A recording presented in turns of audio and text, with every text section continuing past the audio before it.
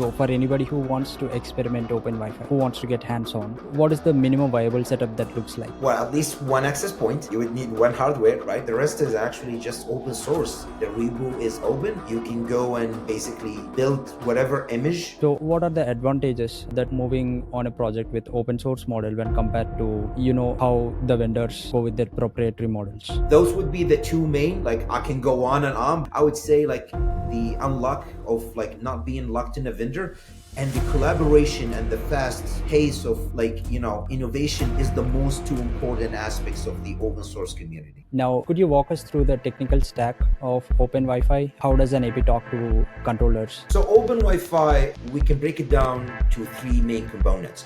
We have the controller SDK. At the other end, we have the access point firmware. And in between them, we have something called the U-Central protocol. What are the kind of features or directions that we can expect from open Wi-Fi in the near future? I mean, hopefully to dominate the market for sure. That's what we hope for.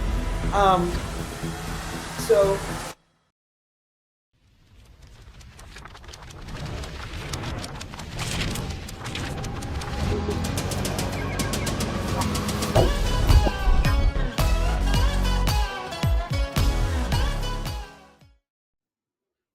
Welcome everyone. Welcome to another episode of Weekly Wi-Fi Wisdom podcast series, where we talk everything about Wi-Fi and the tech that surrounds it.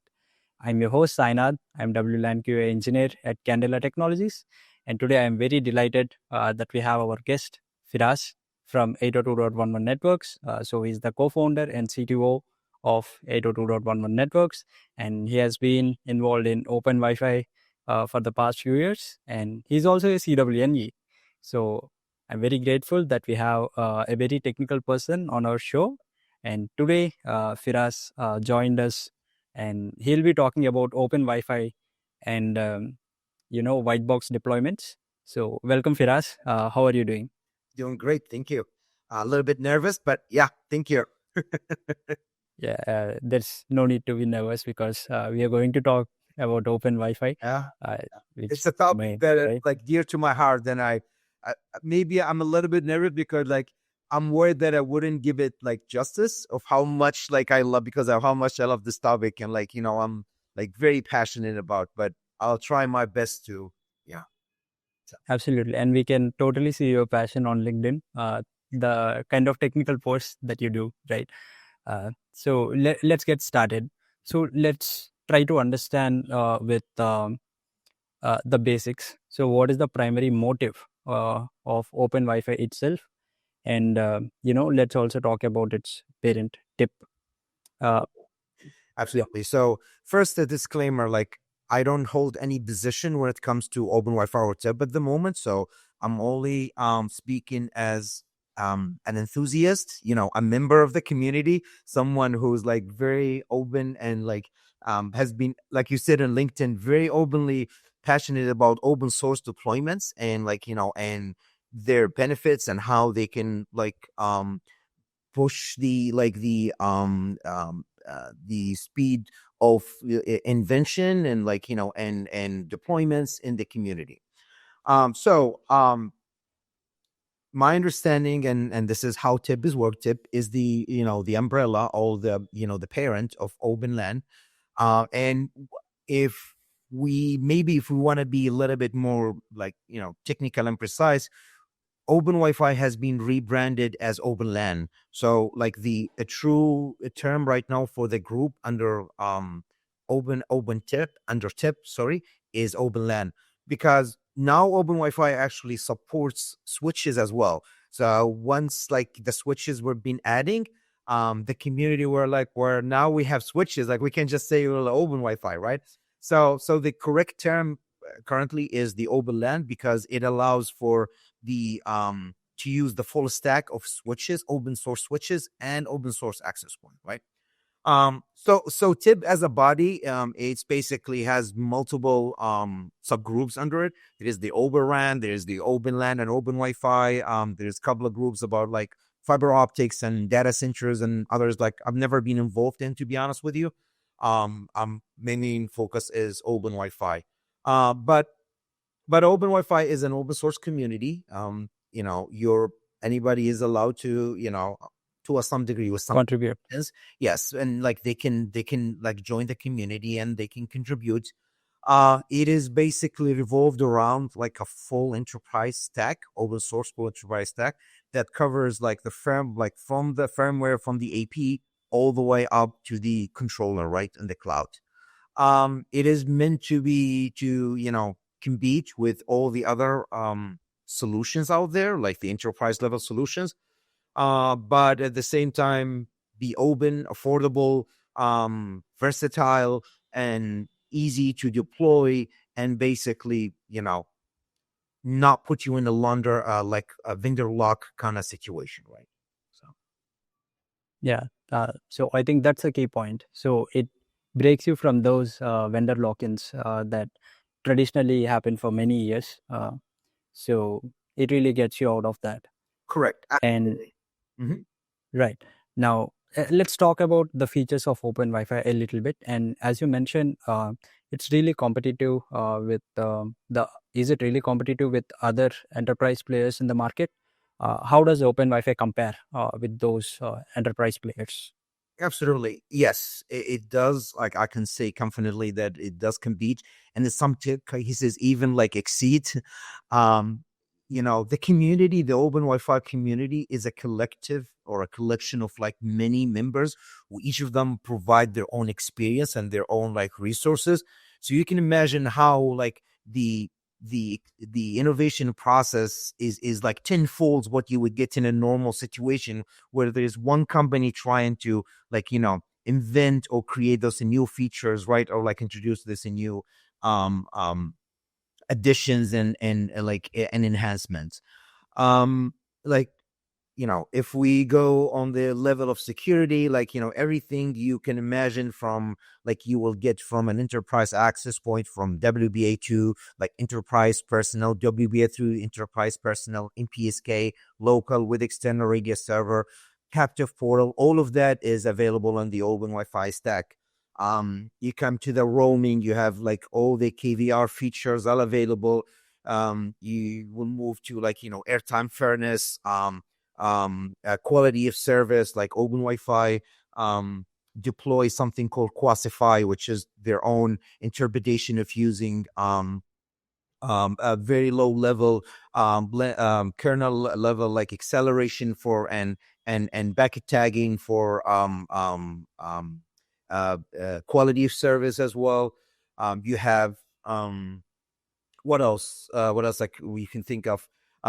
Honestly, like I can't like enumerate all those like features, but think of something that like you would deploy in an enterprise environment, and open Wi-Fi has it, right? So Yeah, so it got most of it covered. I would say more than just most. Like I would argue we're at the like 99%, and then some features we're like, I'm confident to say like we even doing it better than like, some of the lock vendors out there. Like like I said, the open Wi-Fi community has been like very like, awesome in their adaptation of like features. Like for example, like I'll take Halo. Like, open Wi-Fi is one of the few like early adapters of Halo. Like you can go actually now and deploy a Halo capable access point and configure that from the controller. Like we have Wi-Fi 7 as everybody else. um we have, like I said, some features that is actually like very unique to us, like Quasify for like quality of service and like latency management, and low latency applications. And we have everything else that like everybody does on the same like networking stack as well. So Yeah, great to know that.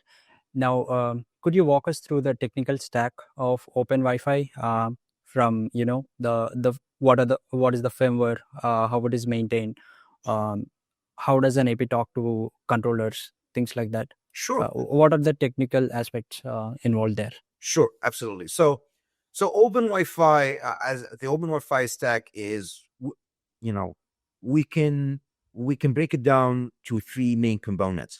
We have the SDK, the controller SDK, which is basically the software development kit for the controller, and then we have the at the other end we have the access point firmware, right? And in between them, we have something called the uCentral protocol, right?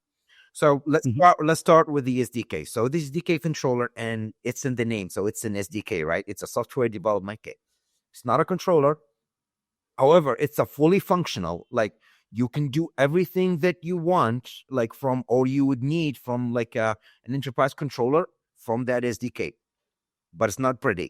It wasn't designed to be deployed. It was designed to be an SDK for people to take it and build their own, you know, interpretation of a controller on top of it to become a commercial product. But the actual use of the SDK is for, excuse me, for members to like use it as a, like I said, as an SDK to develop their own controller, and for the members and on the community to use it for testing purposes when developing a new access, like access point firmware. So whenever we're about to release a new firmware, it has to be um, tested against a cloud controller, and then that cloud controller is the, like the de facto of the community is the SDK, right? So by definition, honestly, if you claim to be an open Wi-Fi access point, you have to be able to communicate with the open Wi-Fi controller, like the open Wi-Fi SDK, right? Okay, and then we'll shift gears into the firmware, the open Wi-Fi firmware. So the open Wi-Fi firmware is based on OpenWRT. It's basically OpenWRT in steroids. Like we took the OpenWRT firmware, we like hardened it, we added like enterprise features to it, and we basically elevated it from your home router to an enterprise level access point performance, right? Then the key point, or like the glue that holds everything together, which is the uCentral protocol, right? So the uCentral protocol is the language that both the controller and the AP speaks, so they can talk to each other, right? The uCentral protocol defines all the state messages, the configuration messages, alarms, events, anything you can think of that is required for AP and controller to communicate, that is defined in the uCentral. So back to the point that I said earlier, like you have to communicate, like for an AP to to claim it's an open Wi-Fi AP, it has to communicate with the SDK controller, right? And vice versa. For that to Absolutely. Yeah. happen, yes, for that to happen, you have to have a uCentral client that understand that protocol, right, and can translate it into vice versa from the controller to the AP or vice versa, right? Controller and AP, they have their, like they establish their own MTLS tunnel, that's encrypted tunnel for their um, communication. Controller can be deployed either in the cloud or can be deployed locally. So it gives you the very flexibility when it comes to like the options. And then also basically it's not a requirement for operation. Like the way that open Wi-Fi was designed is like, if the AP is configured and it's already in the operational mode, if anything happens to the connection with the controller, the APs will continue like function normally without any issue, except for very few use cases.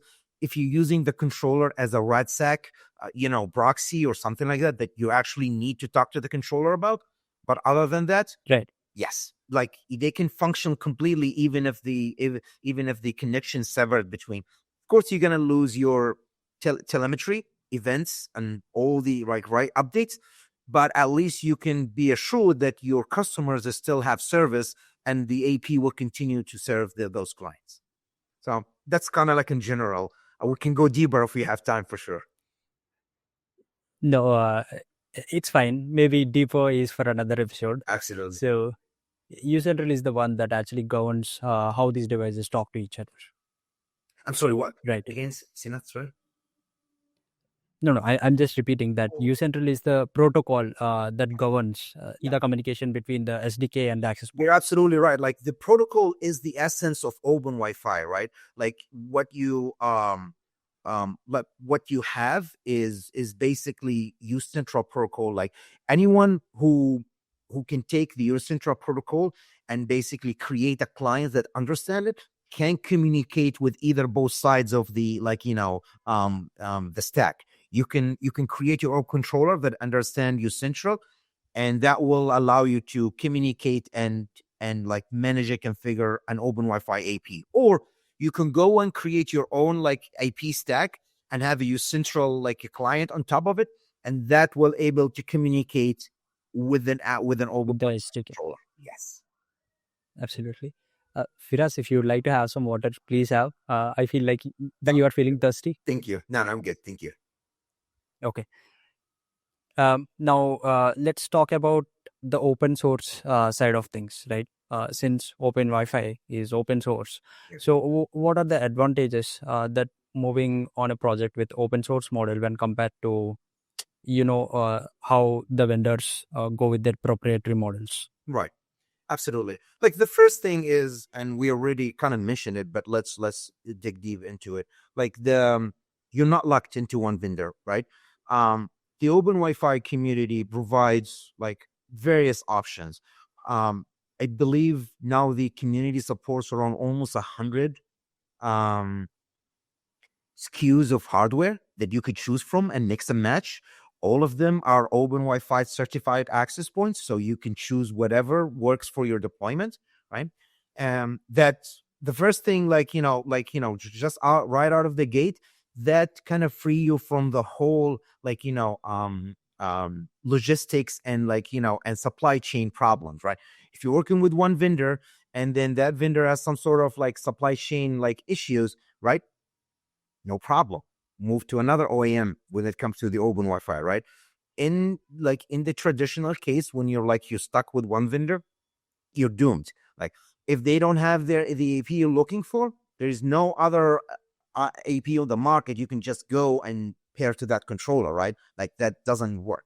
Open Wi-Fi, that's not a problem. You wake up, you change your mind. I don't want this OEM anymore. I'm just gonna buy a different. Or I have a new project. Like I used to do, for example, MDUs and indoor, right? And now I just got a new project with all outdoor access points.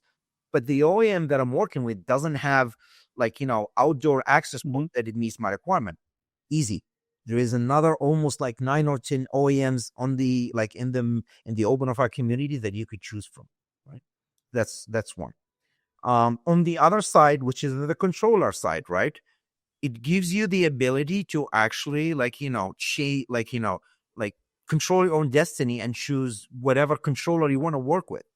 Um, there are some vendors, or let's say like some members in the community, who actually went down the route of, I'm going to use the SDK, I'm going to build a wrapper around it, right? Like some people will use Grafana and other open source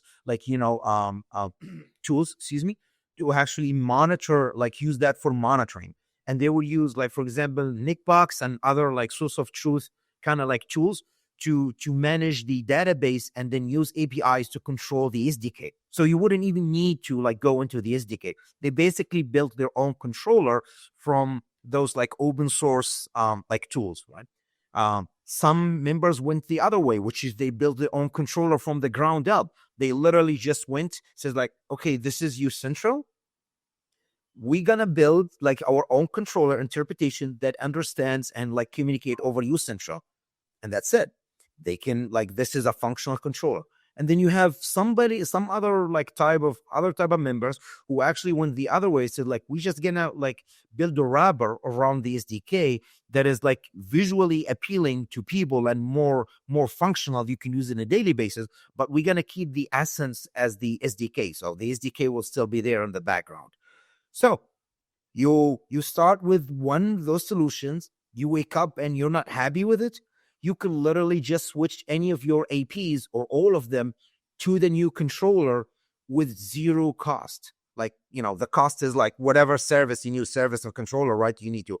But the actual, like, since you have an functional access point, all you need to do is change the link to the controller, and then boom, now your AP on a different controller, and now like you're using a different provider. And this is like I said, the essence of like the freedom of the open Wi-Fi community, right? Like you're not shackled down with one vendor. You don't like the AP, you change it. You don't like the controller, you change it, right? Like it's all like, it puts the power back into the user, right? Like the actual MSP or ISP who uses the product, and not the vendor, right? So that's like the main one. Uh, the second one would be, of course, collaborations, right? Like I mentioned earlier, like, you have one vendor or one company that can do so much, but then you bring like, 200, 300 of them in the same community, and then now you have this all this exchange of like knowledge between members.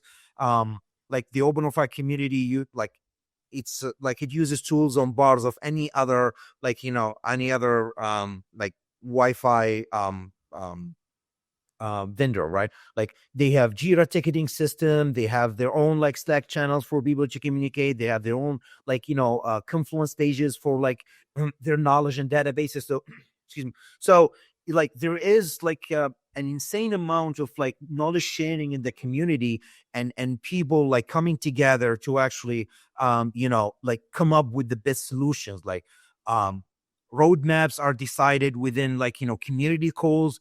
So like it's not just what one member sees, it's like a collective view of like the interest of the whole community, right?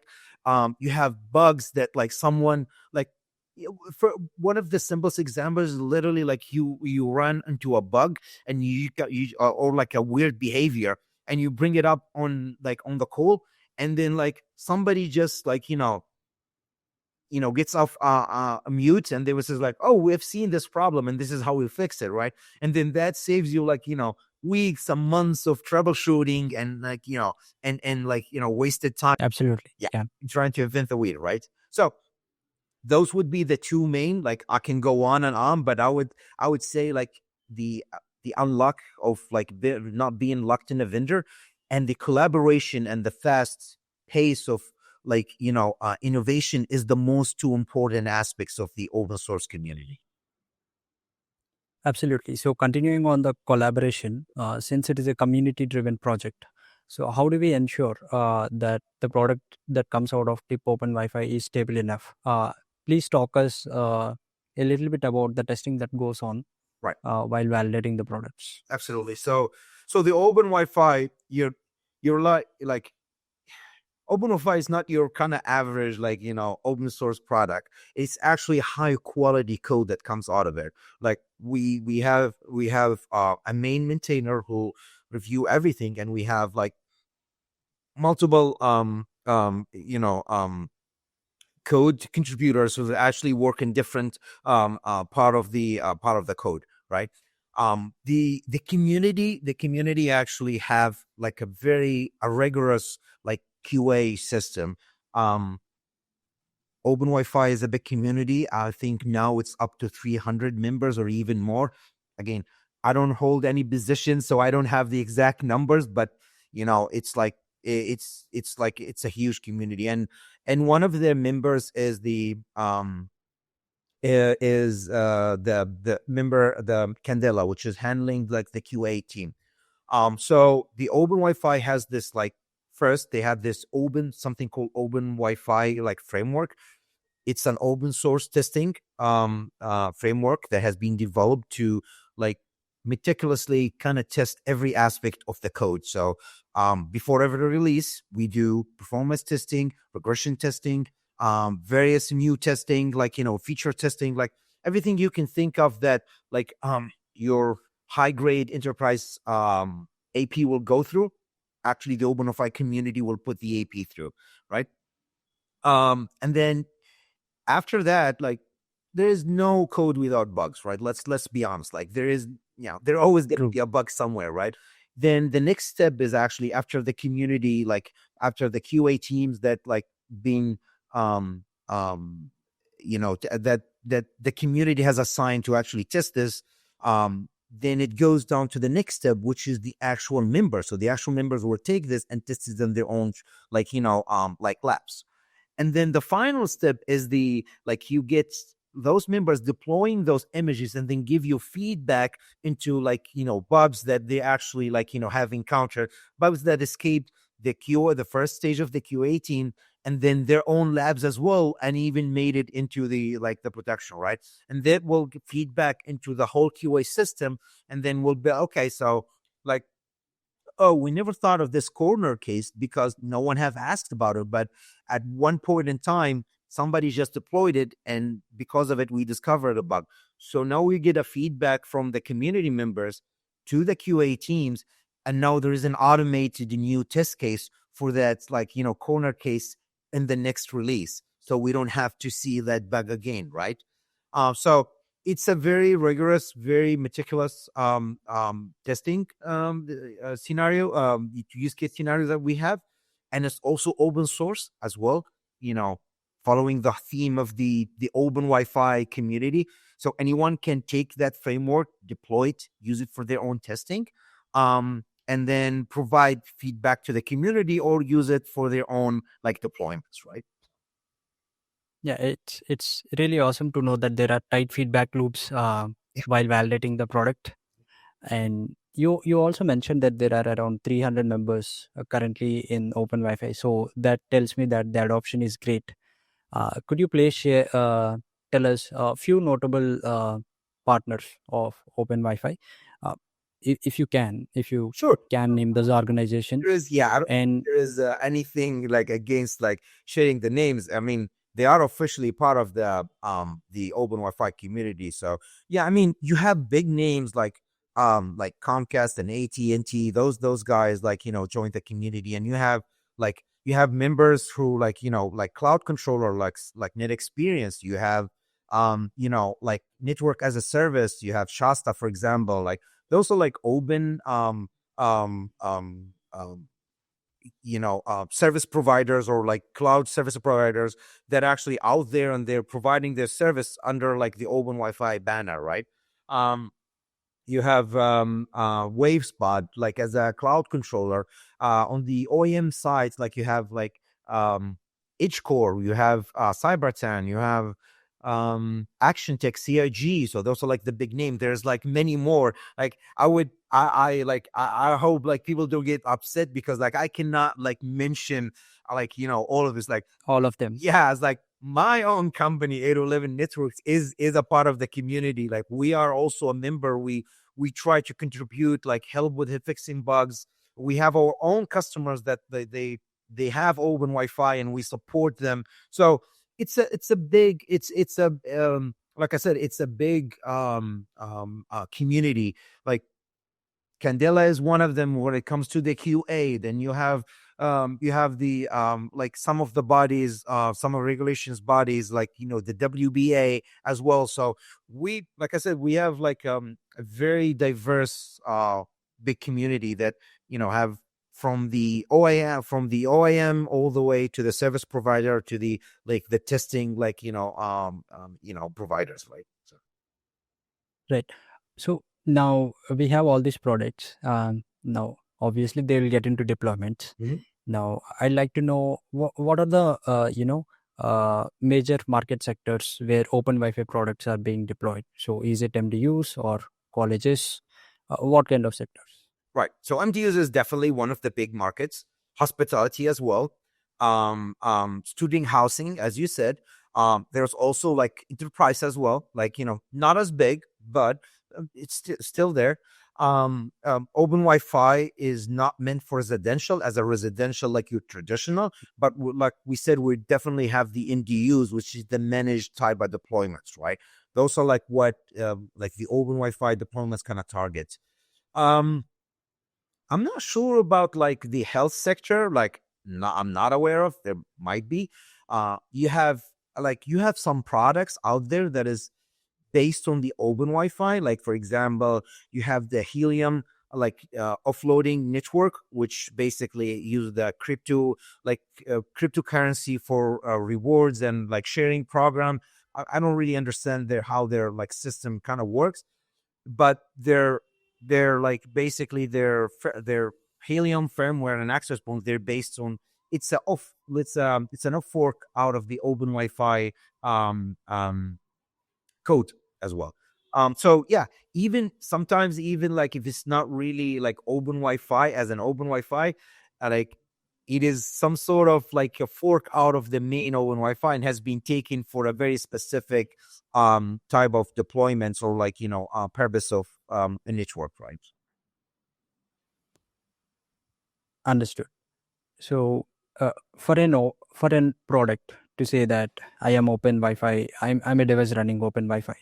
So, do you guys have any certification process or validation process so that you can say, or the product can claim that yes, I run open Wi-Fi? Right. At this point, I don't believe, no. I would say no. I don't believe the community has anything like that. However, my understanding is the community is working on a certification program. It should, like, soon, probably I would assume next year would be available, in which um the main idea is like the community will be trying to focus on the what an open Wi-Fi is, right? A access point. Like, like I don't believe the community will trying to kind of put the EP through testing similar to what you do with the WFA, which is like, the Wi-Fi features. It's going to be more of like what defines an open Wi-Fi. And what defines an open Wi-Fi is the ability to communicate over use central protocol, right? Being able to communicate with the open Wi-Fi SDK. So that, my understanding, would probably be the type of testing. So if you claim you have an open Wi-Fi AP and you run you central clients, you should be able to handle a suite of test cases in which like the controller would try to configure that AP for certain scenarios, collect the telemetry from it, manage how to like update or renew its certificates, and like basically try to mimic like the most type of cases that an AP in a real world deployment will have to deal with a controller, right? So that I would imagine how the community will go off about this. I'm not involved in that. This is just my, kind of my my intuition about how they will go about it. But I believe like, that's how it's gonna be done. Right. So probably it might be coming in the future. My understanding is yes, like the community has spoken of it. Like there has been like, um um various attempts to actually like take a stab at it, but I think many other aspects were like had higher priority from actually going and like putting resources into building that certificated program, but it will eventually come for sure. Right. Now let's get into the practicality side of things. So for anybody who wants to experiment open Wi-Fi, who wants to get hands on, right? What is the minimum viable setup that looks like? Right. You know, So, well, at least one access point. You would need one hardware, right? Like I said earlier, there's like maybe 19 OEMs. There's like almost 100 Q like of hardware, so you can pick, choose them. Like there are like like white box APs as cheap as you know $30 or something like that, like even maybe lower, I don't know. But like you can get very cheap like hardware, like that can be used for like your lab. um the rest is actually just open source. The reboot is open. You can go and basically build whatever image, like you can clone the access the the access point firmware repository and the SDK controller as well. And you can go and build any of those images for any of the hardwares you have. As for the SDK for the controller, you can deploy it in the cloud if you have some sort of AWS account. You will require certificates um, from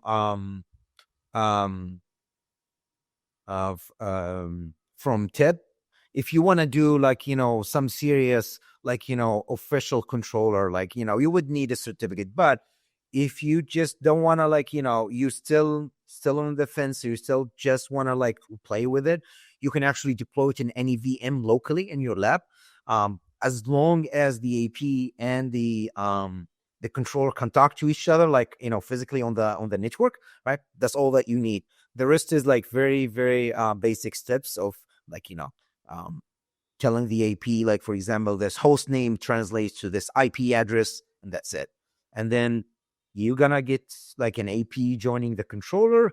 And again, I have to highlight that's the SDK. It's not a full blown controller. So you have to be patient. Your learning curve with it will probably wouldn't be easy because, like I said, it wasn't meant for like easy access and easy use. It's a proof of concept SDK, right? So Right. Talking about the learning curve. So if somebody really wants to learn this seriously and, maybe go through the Confluence pages or the Zira tickets, existing Zira tickets, um, any other knowledge transfer sessions that are happening in the community, uh, are anybody welcome to watch them, or should they be part of a membership or anything like that? yes. So unfortunately, right now, like the Confluence pages and the Jira tickets are only like they're closed to not. It's not open to anyone, right? It's only open to the members. However, like Tib has their own like which is the overland do that. But under the tip, there is the release notes, and those have like very detailed explanation of all the use cases and like the configurations and how to use the SDK and the APs and how to build your image. So most of the actual knowledge and the like the closed system the for the members that come from a space is actually available publicly as well in the tip notes releases, right? um I believe the community is studying like a free tier kind of like membership. I don't know where is that and like when that's gonna be part of the community, but who knows, like at least for now. Unfortunately, like I said, like the Slack, the Jira, and the Confluences are just they're only open to the community members. But there are like I said, resources that almost identical to what you have in those. And the Open Wi-Fi as a community, as like the people in them are very open to help, and they're very open to share knowledge. Um, if anyone has anything, they're more than welcome to reach out to me personally. I'll try to help as much as I can, and I would assume nobody else from the community would do less than that. Like if you reach to anyone within the community, they would be more than happy to guide you and help you with like at least the basics to get your setup up and like for you to explore it. Then if you have bugs or whatever later, maybe they can, if they haven't seen them before, they might actually be willing to go and put a request, because if you see a bug, they were like, oh, I might encounter that as well, let me go and put a request to actually like try to fix that bug, before I ended up encountering that in a real world deployment, right? So Yeah. So release notes are pretty much good starting point for anybody who wants to learn as of now, and the community is always welcoming and supportive. So we heard it from Firas. So if anybody of you wants to learn, please reach out to him or anybody in the community, for that matter. yeah, more than welcome to help. Absolutely. Yeah. So this is about the future perspective of Open Wi-Fi. So, in your opinion, where is Open Wi-Fi heading, and what are the kind of features or directions that we can expect from Open Wi-Fi in the near future? I mean, hopefully to dominate the market for sure. That's what what we hope for. Um, so like as I said earlier, like roadmaps and features in the community is a collective like effort, right? Like it doesn't reflect the needs or the desires of one like members. It's like what the whole community needs. So it's a little bit hard to kind of like say. And again, I'm not part of the community. I'm just a member. Like I'm not part of the steering communities or people who are actually in charge. So but right now, like Open Wi-Fi, what is doing is like is being on bar of all the other like everything else in the market, like Wi-Fi 7. We have Wi-Fi 7. Every like cool features that that people use it won't we have it, right? Um, we're like one of the first adapters of Halo, like I said earlier, like very early adapters, and like it's actually like deployable now. um the other thing that I can think of is as I said earlier, since the group name has actually changed into the open LAN, and now actually like allows for the configuration and management of switches as well, which is those switches they run Sonic. Um, so the only piece missing now in the ecosystem is the gateway, right? So if you go want to deploy an open Wi-Fi or an open LAN based solution, like you have these switches, you have the access points, right? So great, but you're still missing the gateway. That's the part that is actually missing out of the equation, right? So the next step is probably for the open Wi-Fi community to build their own gateway.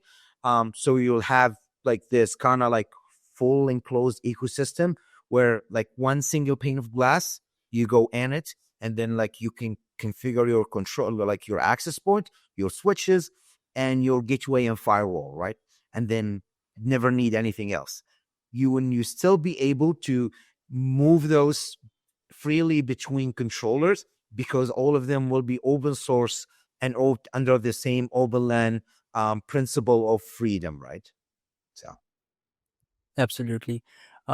You also mentioned about open LAN switches. So, um, i- i- how easy is managing both switches and access points? So, can you do it from the same controller, or do you need different controllers to manage switches and access points? same controller. So as we discussed earlier, like the whole like definition of an open Wi-Fi or open LAN, like device, let's say device, because we don't want to talk about APs anymore. Device is speaking the language of the stack, which is the sensor, right? So whether you're an AP or a switch, if you speak the central you have a certain schema that basically you can use to configure or modify certain aspects or attributes of that device. You can configure it and you can monitor it, right? So what happened with the open Wi-Fi community is the same principle, that like you have a use central agent and a specific schema to configure specific attributes in the AP. Actually, the same thing was built for the switches or Sonic switches. So you have a use central clients on those switches, and you have a certain schema that you can follow to configure certain aspects on those switches, right? And both of them are configured from the same controller, and they follow the same ZTB procedures that the AP and the access points as well. That's a very good point. Maybe we haven't like kind of touched on it, but like open Wi-Fi support like CTP, so you don't have to go and manually configure those APs to join the controller. The same thing actually happens with the switches. You don't have to configure those switches, like they can automatically join their controller if they have the right certificate and the right link to the controller. Understood. So, I think lots of great insights for me on learning about open Wi-Fi particularly, and how others can contribute and how you can learn to make the most out of it. And now I would like to ask you what is your biggest learning being part of open Wi-Fi? So Yeah, I mean, honestly, like I've ne- I come from, like, let's talk about like the technical part first. Like honestly, I come from an RF background. I'm an EE engineer at heart, so I've never really been someone who writes code and like really deep into the code. But being part of the community, and for almost over a little bit over a year and a half, where I used to be the community support engineer. Um, I used to kind of act as the link between the developers and then the rest of the community when it comes to building like new features or like reporting bugs, and that gave me like a huge insights into like how the actual code works, like the host ABD, like the Linux networking stack, all the open WRT, like under the hood kind of engines that actually how they work together. So I'm very grateful for this, like that the technical knowledge on the, like as a growth as a person, and like and basically the skills, the soft skills.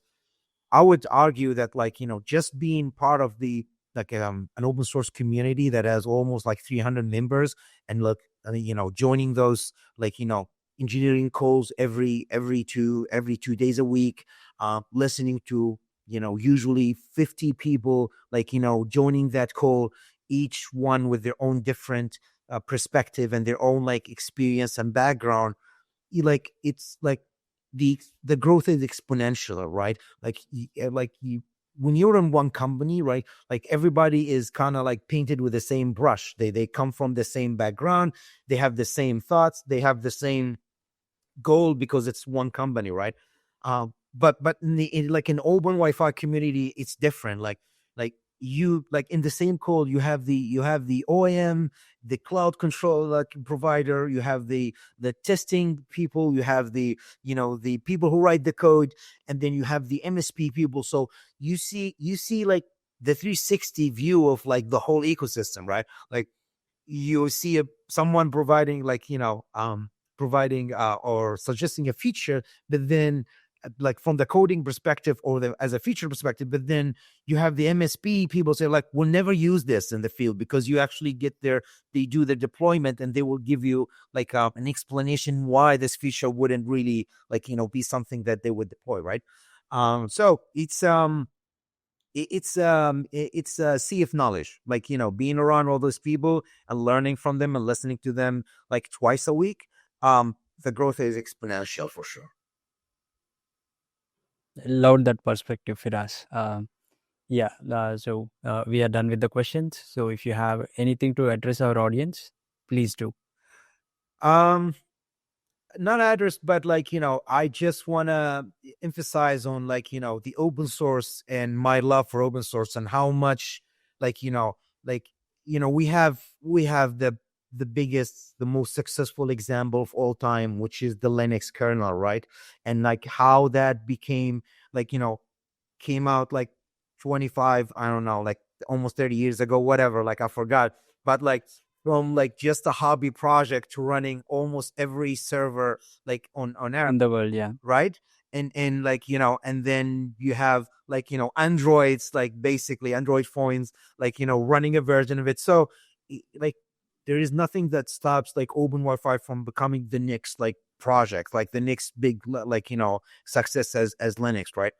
We only need, what we need is more believers, more like adapters, people who would take it, run with it, build like solutions on top of it, and make it their own, right? And like kind of come back and contribute the community so it thrives and goes forward, right? Yeah, absolutely. Thank you so much for giving us time and joining and sharing all your wisdom with our audience. So it's Firas, everybody. So if you have any questions for Firas, please drop them in the comments below, or you can reach out to him on LinkedIn as well. So if you like the episode, please like, share, subscribe, and stay tuned for upcoming episodes. And thank you all for watching. Thank you. See you guys in the next one. Thank you.